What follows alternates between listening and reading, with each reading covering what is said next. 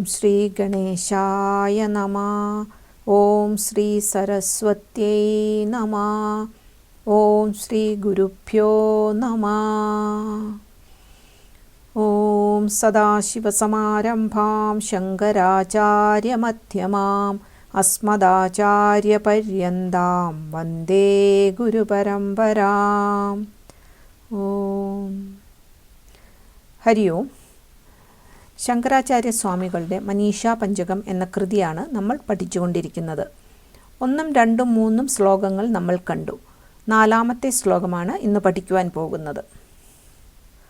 ആത്മാനുഭൂതി ആഗ്രഹിക്കുന്ന ഒരാൾ ചെയ്യേണ്ടുന്ന കാര്യങ്ങൾ കൃത്യമായി പറഞ്ഞു തരികയാണ് ആചാര്യസ്വാമികൾ ഈ ശ്ലോകത്തിലൂടെ. ഒന്നാമതായി ചെയ്യേണ്ടത് ഈ പ്രപഞ്ചത്തിൻ്റെ നശ്വരത മനസ്സിലാക്കി വിവേകവും വൈരാഗ്യവും കൈക്കൊണ്ട് ലോക ആശ്രയത്വത്തിൽ നിന്നും സ്വയം വിരക്തനാകണം. അടുത്തതായി ശ്രോത്രിയനും ബ്രഹ്മനിഷ്ഠനുമായ ഗുരുവിനെ സർവാത്മനാ ശരണം പ്രാപിച്ച് ഗുരു ഉപദേശത്തിൽ ശ്രദ്ധയുണ്ടായി ശുദ്ധമായ അന്ധഃകരണത്തോടെ നിത്യവും ആത്മവിചാരം ചെയ്യണം.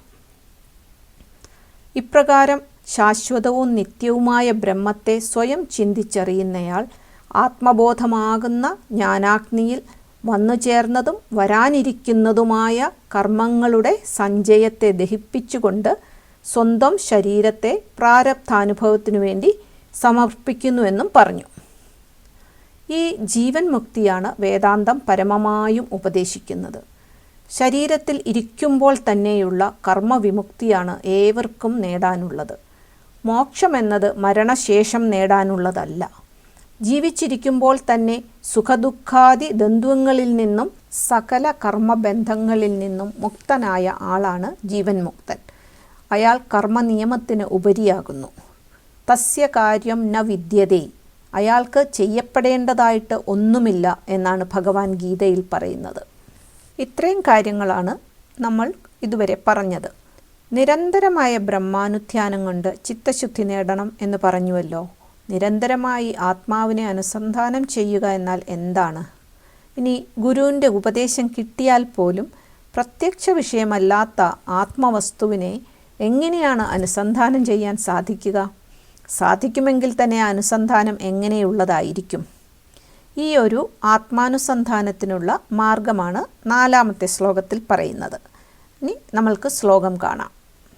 യാതിര്യങ് നരദേവതാഭിരഹമിതി അന്തസ്ഫുടാഗൃഹ്യതേ യദ്ഭാസാ ഹൃദയാക്ഷദേഹവിഷയാഃ ഭാന്തി സ്വതോ ചേതനാഃ താം ഭാസ്യൈഃ പിഹിതാർക്കമണ്ഡലനിഭാം സ്ഫൂർത്തിം സദാ ഭാവയൻ യോഗീ നിർവൃതമാനസോ ഹി ഗുരുരിതി ഏഷാ മനീഷാ മമ.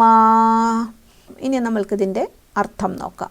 യാതൊരു സംവിത് സ്വരൂപമാണോ പക്ഷിമൃഗാദികളിലും മനുഷ്യരിലും ദേവന്മാരിലും ഞാൻ എന്നിങ്ങനെ ഉള്ളിൽ സ്ഫുടമായി ഗ്രഹിക്കപ്പെടുന്നത്, യാതൊന്നിൻ്റെ ചൈതന്യത്താലാണോ സ്വയം ചൈതന്യമില്ലാത്ത മനസ്സ്, ഇന്ദ്രിയങ്ങൾ, ദേഹം, വിഷയങ്ങൾ എന്നിവയെല്ലാം പ്രകാശിതങ്ങളായി കാണപ്പെടുന്നത് അഥവാ ഉള്ളതായി അനുഭവപ്പെടുന്നത്, ആ ചൈതന്യ സ്ഫുരണത്തെ സൂര്യൻ മേഘപടലങ്ങളാൽ മറയ്ക്കപ്പെടുന്നതുപോലെ ദൃശ്യപദാർത്ഥങ്ങൾ മറയ്ക്കുകയാണ് എന്ന് ഭാവന ചെയ്ത് മനസ്സിനെ ആ സത്യത്തിൽ യോജിപ്പിച്ച് നിത്യതൃപ്തനായി കഴിയുന്ന യോഗി ഗുരുവാകുന്നു. ഇതെൻ്റെ സംശയാതീതമായ തീരുമാനമാണ്. ഇങ്ങനെ ശ്ലോകത്തിൻ്റെ അർത്ഥം പറഞ്ഞു. ഇനി നമ്മൾക്ക് ഇത് വിശദമായി കാണാം. ഏതൊരു ബോധമാണോ പക്ഷി മൃഗാദി ജന്തുക്കളാലും മനുഷ്യരാലും ദേവന്മാരാലും ഞാൻ എന്നിപ്രകാരം ഉള്ളിൽ സ്ഫുടമായി ഗ്രഹിക്കപ്പെടുന്നത്, ആ ആത്മസ്വരൂപത്തെക്കുറിച്ചാണ് പറയുന്നത്. യാതൊരു സംവിത് സ്വരൂപമാണോ പക്ഷിമൃഗാദികളായാലും മനുഷ്യരായാലും ദേവാദികളായാലും ഒന്നും ഒരു ഭേദവുമില്ലാതെ ഞാൻ എന്നിങ്ങനെ ഉള്ളിൽ വ്യക്തമായി അനുഭവിക്കുന്നത്, ആ അനുഭവത്തിൽ ഗ്രഹിക്കപ്പെടുന്ന ചൈതന്യസ്വരൂപം, ആ ചൈതന്യസ്വരൂപം തന്നെയാണ് നമ്മുടെ ആത്മസ്വരൂപം എന്നാണ് പറയുന്നത്. സ്വയം ചൈതന്യമില്ലാത്ത ജീവനില്ലാത്ത ജഡവസ്തുക്കളാണ് നമ്മളുടെ ശരീരവും മനസ്സും ഇന്ദ്രിയങ്ങളും ബാഹ്യവസ്തുക്കളും എല്ലാം. സ്വയം ചൈതന്യമില്ലാത്ത ഇവയെല്ലാം നമ്മളുടെ ബോധത്തെ അല്ലെങ്കിൽ അറിവിനെ ആശ്രയിക്കുന്നത് കൊണ്ട് മാത്രമാണ് ഉള്ളവയായി അറിയപ്പെടുന്നത്. സൂര്യപ്രകാശം ഉള്ളതുകൊണ്ടാണല്ലോ നമ്മൾ മേഘപടലങ്ങളെ കാണുന്നത്. ആ തേജോമയനായ സൂര്യനെ മേഘപടലങ്ങൾ എപ്രകാരമാണോ മറയ്ക്കുന്നത്, അതുപോലെയാണ് സ്വയം ചൈതന്യമില്ലാത്ത മനസ്സും ഇന്ദ്രിയങ്ങളും ഇന്ദ്രിയ വിഷയങ്ങളും ശരീരവും എല്ലാം നമ്മളുടെ ആത്മജ്യോതിയെ മറയ്ക്കുന്നത്. അപ്പോൾ മേഘപടലം മാറിയാൽ സൂര്യബിംബം എങ്ങനെ പ്രകാശിക്കുമോ അതുപോലെ ഈ ജഡദൃശ്യങ്ങൾ അകന്നാൽ ഉള്ളിലുള്ള ആത്മജ്യോതിയും തെളിഞ്ഞു വിളങ്ങുന്നതാണ്. ഇത് നിരന്തരം ഭാവന ചെയ്ത് ധ്യാനിച്ച് അനുഭവിച്ചറിയേണ്ടതാണ്. ഭാവന ഉറയ്ക്കുകയും ആത്മസ്ഫുരണം തെളിയുകയും ചെയ്യുന്നതോടുകൂടി യോഗി ആനന്ദവും ശാന്തിയും നുകർന്ന് നിർവൃതമാനസരായിത്തീരുന്നു. ആ നിർവൃതി നേടിയ ആൾ ഏതു കുലത്തിൽ ജനിച്ചതായാലും ഗുരു തന്നെയാണ് എന്ന് പറയുന്നു. അഥർവവേദത്തിലെ മാണ്ഡൂക്യ ഉപനിഷത്തിൽ നിന്നു വരുന്ന അയമാത്മാ ബ്രഹ്മ എന്ന മഹാവാക്യത്തിൻ്റെ വിവരണമാണ് മനീഷാപഞ്ചകത്തിലെ 4ഉം 5ഉം ശ്ലോകങ്ങളിലായി ആചാര്യസ്വാമികൾ വിവരിക്കുന്നത്. അയം ആത്മാ ബ്രഹ്മ, ഈ ആത്മാവ് ബ്രഹ്മമാണ്. അത് മഹാവാക്യ വിചാരത്തിലൂടെ നിധിധ്യാസനം ചെയ്തുറപ്പിക്കുവാനുള്ള വഴിയാണ് വിവരിക്കുന്നത്. എന്താണ് ബ്രഹ്മസ്വരൂപം എന്നറിയാതെ പിന്നെ എങ്ങനെയാണ് ആ സത്യത്തെ അനുസന്ധാനം ചെയ്യുക? ഈ സംശയത്തിനുള്ള സമാധാനമാണ് ആദ്യത്തെ വരിയിൽ തന്നെ പറയുന്നത്. ആത്മാവ് അല്ലെങ്കിൽ ബ്രഹ്മം അത് ആർക്കും തീർത്തും അനുഭവ വിഷയമല്ലെന്ന് പറയുന്നത് ശരിയല്ല. എപ്പോഴും ഞാൻ എന്ന എല്ലാവരും അറിയുന്നതും പറയുന്നതുമായ ശബ്ദത്തിന് ആധാരമായ അധിഷ്ഠാനമാണ് ആത്മാവ്. എല്ലാ ജീവജാലങ്ങളുടെയും ഉള്ളിൽ ഞാൻ എന്ന ബോധം ഉണ്ടല്ലോ. ആ ബോധത്തെ ഉളവാക്കിക്കൊണ്ട് അനുഭവ വിഷയമാകുന്ന വസ്തു തന്നെയാണ് ആത്മാവ് അല്ലെങ്കിൽ ബ്രഹ്മം. മനുഷ്യനായാലും ഏത് ജീവജാലമായാലും എത്ര ചെറിയ ജീവജാലമായാലും എല്ലാ പ്രപഞ്ച അനുഭവങ്ങളുടെയും കേന്ദ്രം അതിൻ്റെ ഞാൻ എന്ന ബോധമാണ്. ഇതാണ് ആദ്യത്തെ വരിയിൽ യാ തിര്യങ് നരദേവതാഭിഹി എന്ന് പറഞ്ഞത്. എൻ്റെ ശരീരം, എൻ്റെ വീട്, എൻ്റെ കുട്ടികൾ എന്നിങ്ങനെ എൻ്റെ എന്നുള്ള എല്ലാ വ്യവഹാരങ്ങളുടെയും അടിസ്ഥാനം ഞാൻ എന്ന ബോധമാണ്. ഞാൻ എന്ന ഈ ബോധത്തിലല്ലാതെ ആർക്കും ഒന്നും ചിന്തിക്കാൻ കഴിയുകയില്ല. എന്ന് മാത്രമല്ല, നാം ആ ബോധത്തെ അറിയാത്ത ഒരു നിമിഷം പോലുമില്ല. അതാണ് അഹം ഇതി അന്തസ്ഫുടാഗൃഹ്യതേ എന്ന് പറഞ്ഞത്. ഞാൻ എന്നിപ്രകാരം ഉള്ളിൽ സ്പഷ്ടമായി ഗ്രഹിക്കപ്പെടുന്നത്. അപ്പോൾ എല്ലാവരുടെയും എല്ലാ വ്യവഹാരങ്ങളുടെയും കേന്ദ്രം ഈ ഞാനാകുന്നു. ഈ ഞാൻ എല്ലാവർക്കും അറിവുള്ളതാണ്, സുപരിചിതമാണല്ലോ. അല്പമൊന്ന് ആലോചിച്ചാൽ ഇത് എല്ലാവർക്കും മനസ്സിലാക്കാവുന്നതാണ്. ഇവിടെ ഒരു സംശയം വരാം. ഞാൻ എന്ന ബോധമാണ് ആത്മാവ്, അതിനെ അറിയാത്തവരായി ആരുമില്ല എന്ന് പറയുമ്പോൾ എല്ലാവരും ആത്മജ്ഞാനികൾ തന്നെയല്ലേ എന്നൊരു സംശയം. ആത്മാവിനെ അറിയാത്തതുകൊണ്ടുള്ള അജ്ഞാനം എങ്ങനെ വരുന്നു? ഇവിടെ മനസ്സിലാക്കേണ്ടത് ആത്മാവ് എല്ലാവരുടെയും സ്വരൂപമാണെങ്കിലും അനേക വിധത്തിലുള്ള അജ്ഞാനവൃത്തികളാൽ മറയ്ക്കപ്പെട്ടിരിക്കുന്നതിനാൽ അഹമാത്മാ അല്ലെങ്കിൽ ഞാൻ ബ്രഹ്മമാകുന്നു എന്ന ബോധം അനുഭവവേദ്യമാകുന്നില്ല.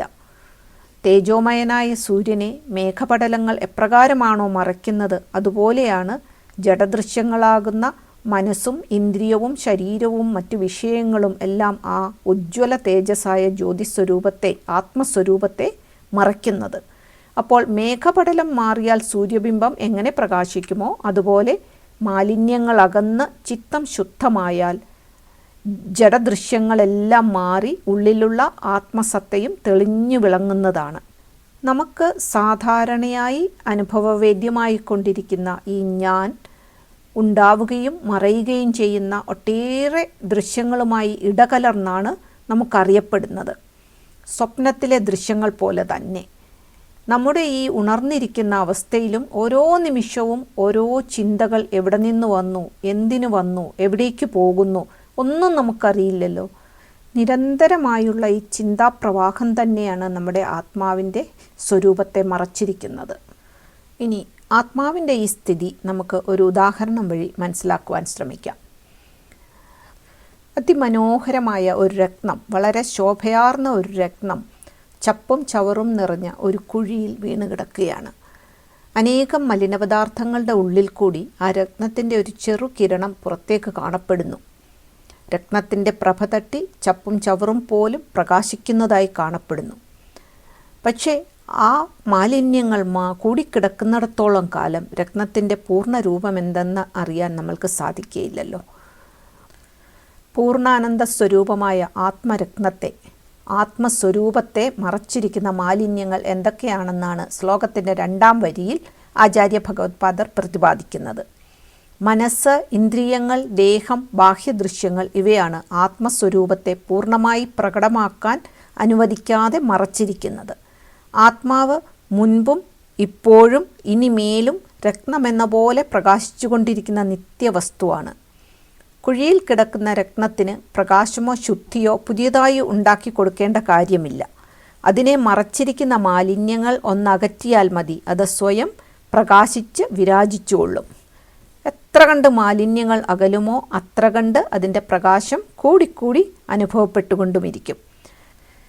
ചപ്പിനും ചവറിനുമൊന്നും സ്വതേ പ്രകാശമില്ലെന്നും അവയിൽ തൽക്കാലം കാണപ്പെടുന്ന പ്രകാശം അതിൻ്റെ ഉള്ളിൽ ഒളിഞ്ഞു കിടക്കുന്ന പ്രകാശം പരത്തുന്ന രത്നത്തിൻ്റേതാണെന്നും മനസ്സിലാക്കാൻ കഴിയുന്നയാൾ ഒരു നിമിഷം പോലും കാത്തു നിൽക്കാതെ രത്നത്തെ കണ്ടെത്താൻ ശ്രമിക്കുമെന്നുള്ളത് തീർച്ചയല്ലേ? ഇന്ദ്രിയ മനോബുദ്ധികൾ ഉണ്ടാക്കുന്ന മായാദൃശ്യങ്ങളിൽ പെട്ട പോലെ കാണപ്പെടുന്ന ആത്മാവിൻ്റെയും കഥ ഇതുതന്നെയാണ്. നമ്മുടെ മനസ്സിൻ്റെ മായാദൃശ്യങ്ങളൊന്ന് മാറിയാൽ മതി, ആത്മാവ് സൂര്യബിംബം പോലെ ഉജ്ജ്വല തേജസ്സോടെ ജ്വലിച്ചു കാണാനാകും.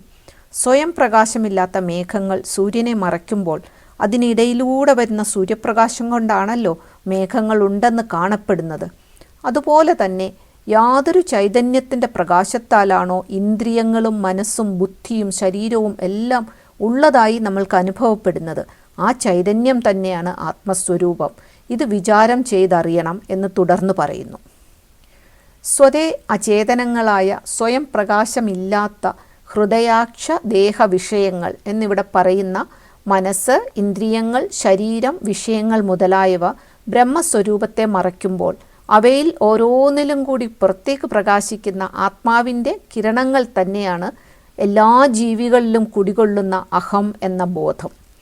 എന്നാൽ വ്യത്യസ്ത ഉപാധികളിൽ കൂടി പ്രകടമാകുമ്പോൾ ഉപാധികളുടെ വ്യത്യാസമനുസരിച്ച് പക്ഷിമൃഗാദികളിലും മനുഷ്യരിലും ദേവന്മാരിലും ഒക്കെ വിവിധ രൂപങ്ങളിൽ കാണപ്പെടുന്നുവെന്നേയുള്ളൂ. ഏകവും അദ്വയവുമായ ചൈതന്യം ഉപാധിഭേദത്താൽ പലതായി കാണപ്പെടുന്നു എന്ന് മാത്രം. ഇത് ഒരു ഉദാഹരണത്തിലൂടെ വ്യക്തമാക്കാം. ഇരുട്ടുള്ള ഒരു മുറിയിലേക്ക് പുറത്ത് ഒരു കണ്ണാടി വെച്ചിട്ട് അതിൽ നിന്നും സൂര്യപ്രകാശം പ്രതിഫലിപ്പിച്ച് മുറിയിൽ വെളിച്ചം കൊണ്ടുവരുന്നു എന്നിരിക്കട്ടെ. മുറിയിലുള്ള വസ്തുക്കളെല്ലാം പ്രകാശിതമായി നമുക്ക് കാണുവാൻ സാധിക്കുന്നു. എന്നാൽ സ്വതേ പ്രകാശമില്ലാത്ത കണ്ണാടിക്ക് പ്രകാശം എവിടെ നിന്ന് കിട്ടി? കണ്ണാടിയിൽ അല്ലെങ്കിൽ കണ്ണാടിയാകുന്ന ഉപാധിയിൽ പ്രതിഫലിച്ച പ്രകാശം കണ്ണാടിയുടേതല്ല എന്ന് നമുക്കെല്ലാവർക്കും അറിയാം. സൂര്യപ്രകാശം തന്നെയാണ് കണ്ണാടിയുടെ പ്രതലത്തിൽ പ്രതിഫലിച്ച് മുറിയിലുള്ള വസ്തുക്കളെ പ്രകാശമുള്ളതാക്കിയതെന്ന് നമ്മൾക്ക് മനസ്സിലാകുന്നു. അതുപോലെയാണ് നമ്മളുടെ അന്ധക്കരണം ആത്മചൈതന്യത്താൽ പ്രകാശിതമായ ശരീരത്തെയും ഇന്ദ്രിയ മനോബുദ്ധികളെയും ചൈതന്യവത്താക്കി തീർക്കുന്നത്. ആത്മചൈതന്യം നമ്മുടെ അന്ധക്കരണത്തിൽ പ്രതിഫലിക്കുമ്പോൾ ഉണ്ടാകുന്ന പ്രതിബിംബ ചൈതന്യമാണ് ജീവചൈതന്യം. അപ്പോൾ ആത്മചൈതന്യം തന്നെയാണ് പ്രതിബിംബ ചൈതന്യം എന്ന് മനസ്സിലാക്കാൻ കഴിയുമല്ലോ.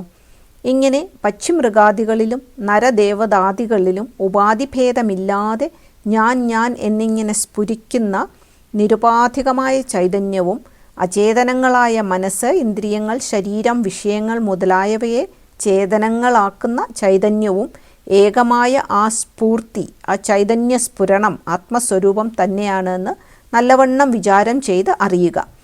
അതിനായി താം ഭാസ്യൈഃ പിഹിതാർക്കമണ്ഡലനിഭാം സ്ഫൂർത്തിം സദാഭാവയൻ എന്ന ഉപദേശം നൽകുന്നു. മേഘമണ്ഡലങ്ങളാൽ പിഹിതമായ അല്ലെങ്കിൽ മറയ്ക്കപ്പെട്ട സൂര്യന് തുല്യമായി ആത്മചൈതന്യത്തെ ഭാവന ചെയ്ത് ധ്യാനിച്ച് മനസ്സിനെ ആ സത്യത്തിൽ യോജിപ്പിച്ച് ആത്മാവിനെ അറിയുക എന്നാണ് ആചാര്യസ്വാമികളുടെ ഉപദേശം.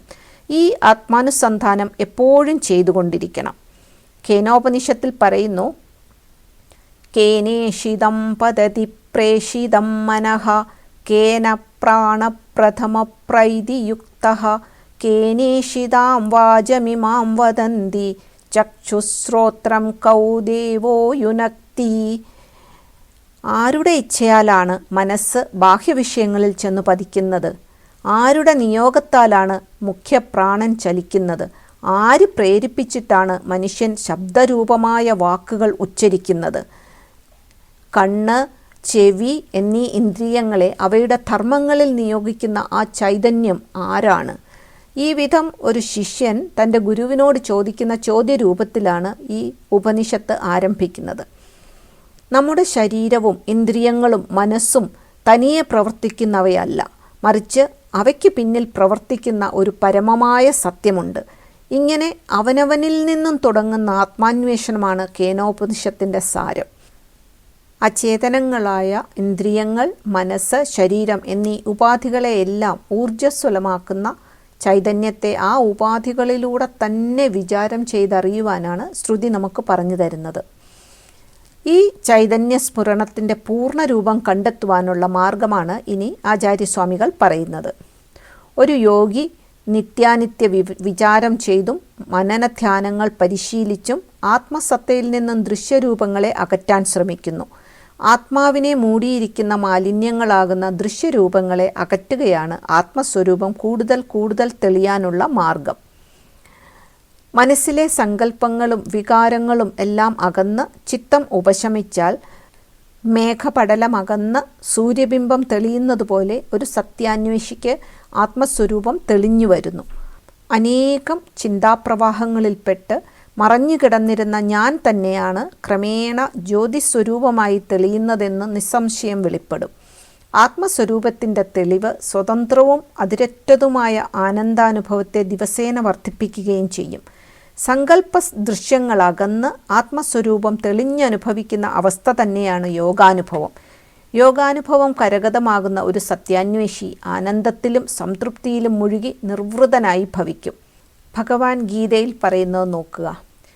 യുഞ്ജന്നേവം സദാത്മാനം യോഗീ വിഗത കൽമഷഃ സുഖേന ബ്രഹ്മ സംസ്പർശം അത്യന്തം സുഖമശ്നുതേ. ഭഗവത്ഗീതയിൽ 6-ാം അധ്യായത്തിൽ ഭഗവാൻ പറയുന്നു, സച്ചിദാനന്ദ സ്വരൂപമായ ആത്മാവിൽ ചിത്തമുറപ്പിച്ച് സദാ ആത്മാനുഭൂതിയിൽ മുഴുകുന്ന യോഗിയുടെ മനസ്സ് മാലിന്യങ്ങളെല്ലാം അകന്ന് നിർമ്മലമായിത്തീരുന്നു. അപ്പോൾ കൂടുതൽ കൂടുതൽ ആത്മബോധം വളർന്ന് അനന്തമായ സുഖാനുഭൂതി ഉണ്ടാവുകയും ചെയ്യുന്നു. ഇക്കാര്യമാണ് യോഗി നിർവൃത മാനസോഹി എന്ന് ആചാര്യ ഭഗവത്പാദർ ഇവിടെ വിവരിച്ചിരിക്കുന്നത്. കർമ്മവാസനകളെല്ലാം ഒടുങ്ങി ഏകാന്തതയിൽ നിർവികൽപ്പ സമാധി അനുഭവം ഉണ്ടായ യോഗിക്ക് ഒരു കാര്യം നിസ്സംശയമായും തെളിയുന്നു. തന്നിൽ ആത്മാവായി വർത്തിക്കുന്ന ആത്മബോധം തന്നെയാണ് പ്രപഞ്ചത്തിലാകെ നിറഞ്ഞു നിന്ന് പ്രപഞ്ചത്തിന് തന്നെ ആശ്രയമായി വർത്തിക്കുന്നത്. ഇതറിയുന്ന യോഗി എന്തെല്ലാം കർമ്മങ്ങൾ ചെയ്തുകൊണ്ടിരുന്നാലും സർവത്ര ബ്രഹ്മത്തെ തന്നെ കാണുന്നു. എന്നല്ല, സർവം ബ്രഹ്മമയം എന്ന അനുഭവം അദ്ദേഹത്തിന് അനായാസമായി ഭവിക്കുന്നു. അങ്ങനെ വ്യവഹാരവേളകളിൽ പോലും ബ്രഹ്മത്തോടലിഞ്ഞു ചേർന്ന് അദ്ദേഹത്തിന് ജീവിതം ബ്രഹ്മാനന്ദമായി ഭവിക്കുന്നു. ഈ ബ്രഹ്മാനുഭൂതി നേടാൻ കഴിഞ്ഞയാൾ ജനിച്ചത് ചണ്ഡാലകുലത്തിലായാലും ബ്രാഹ്മണ കുലത്തിലായാലും ഗുരു തന്നെയാണ് എന്നിങ്ങനെ പറഞ്ഞുകൊണ്ട് ഈ 4-ാമത്തെ ശ്ലോകം കഴിഞ്ഞു. 5-ാമത്തെ ശ്ലോകം നമുക്ക് അത് അടുത്ത ക്ലാസ്സിൽ കാണാം. ഓം തത്സത്. ഓം പൂർണ്ണമദ പൂർണ്ണമിദം പൂർണ്ണാത് പൂർണ്ണമുദച്യതേ പൂർണ്ണസ്യ പൂർണ്ണമാദായ പൂർണ്ണമേവാവശിഷ്യതേ. ഓം ശാന്തി ശാന്തി ശാന്തി. ഹരി ഓം ശ്രീ ഗുരുഭ്യോ നമഃ. ഹരി ഓം.